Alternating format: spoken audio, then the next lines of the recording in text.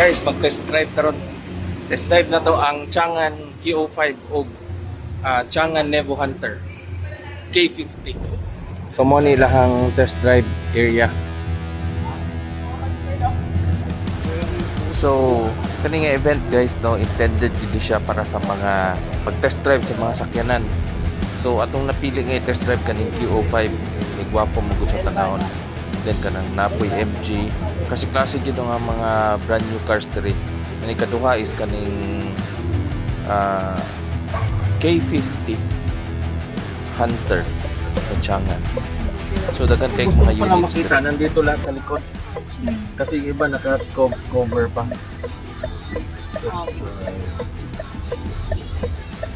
Okay.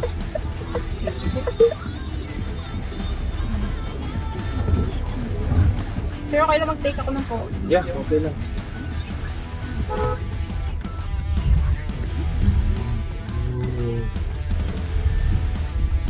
So ngayon IEM tayo, sir. Gusto niyo pong palitan?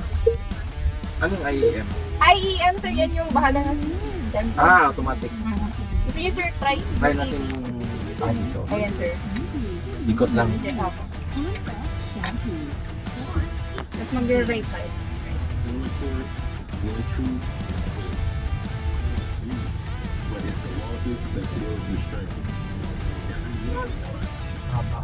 Diyan lang po mamistop yan.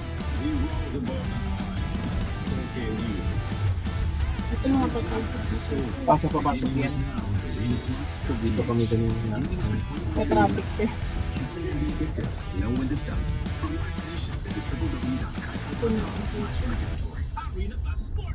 Diyan kami dati, sir. Yan yung dati namin. Pero yung Manila base, sir, na yun day sa amin. Magandang araw! Makakasama natin si Nanay Elena. Ano po ang problema ninyo dati, Nay? Ay, naku, Ibo. Sobrang labo na. May katagal. Ano yung VF? Yan pong rev, yan po yung si engine po. Charging lang siya, sir. Pag umaandar. Sinubukan ko. Pagkatapos ng tatlong buwan, Si Mix, yun na po. So anong tumatakbo? Yung Ito, EV pa rin to, EV sir. pa rin. Apo. Kumbaga, nag-start lang, sir, si engine kapag lobat ka, sir. Pag kailangan i-charge. Sige, tayo. Pero dahil ano po bang battery? 20.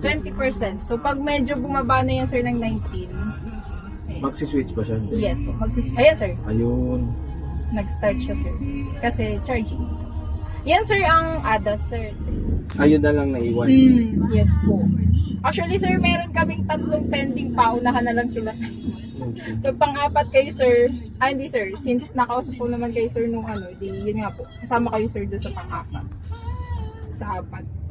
keratin na may plus. First come, first serve po. Tuwing naglilinis ako ng bahay kapag Sa Hunter, sir, ayun, meron pa naman kaming available for 4x2. Sunday. Ang gaganda kasi ng kwento eh. Magkano nga yung difference ng 4x2 tsaka 4x4 na Hunter? Kasi, sir, sa ano po ba, sir? Sa mismong net price na po ba niya? Or SRP lang, sir? Net price pa. Net price. Kasi, sir, 1,870 po si... 1,870 po yung kay Hunter 4x4. Si 1,449 4x2. Malaki, sir, difference. 421 din, sir.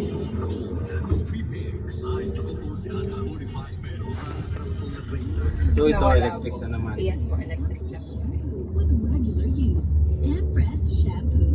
Or impressive hair. Tsaka, ano siya, sir, meron siyang mas makapal yung salamin niya, sir. Kaya hindi ganun karinig yung labas. Tapos dito, sir, mag-ride po tayo.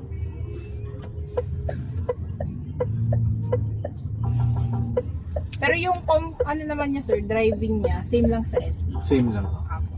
Ayan, sir, may mga Ang ADAS difference siya. lang yung mga ADAS. Yan, sir. Mga nag-warning, sir. Yan. Okay din, okay din.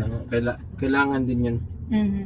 Except yung ano siguro. Kung ano kasi, sir, kung balak nyo din, sir, kasi yung Hunter, ay, di ka, may power, may charging, IEM, hala po si system. Yung full electric lang. Since mababa, sir, yung ano, Ay, hindi siya nag-EV. Ng full EV.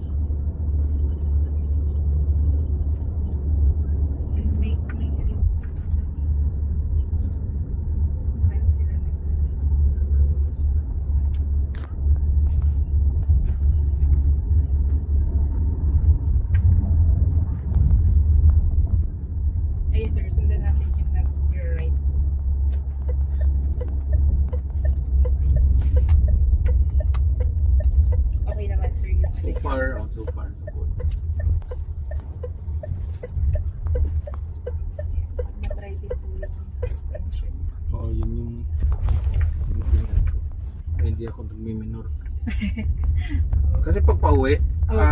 sa Sam- daang summer, Sursugon, ganyan. Yan sir, yan Quezon. Lupak, Minsan yes. din ako. Taga Quezon ako sir. Kaya walang walang unlad yung kalsada dun. Tapos Cam Norte, Kada gawa sir, sira agad. sira agad. Hindi pa natapos, sila na. Yung iba kasi sir, tapal-tapal lang po eh. Inaano lang nila ng spal. Though, ano naman sir, kasi daanan talaga ng mga truck pass. Hindi na na-adjust yung Denza, sikat yan sa Hong Kong. Naririnig ko na nga sir eh. Parang bago lang din siya dito sa Philippines. Denza, Neo, yun yung mga sikat. Sa Hong Lee. Kong sir. So, saan ba tayo dito? Balik. Gusto. So overall experience with Changan Nevo QO5, medyo maalog siya or lihok kay siya ba? Ambot sa basig sa suspension lang. So for me, kung mamalit mo og sakyanan, mas gwapo gid siya nga ma-test drive, no, bago mo maka-decide nga kuhaon or paliton na ang sakyanan para walay mahayay. So daghan salamat guys sa pagtanaw.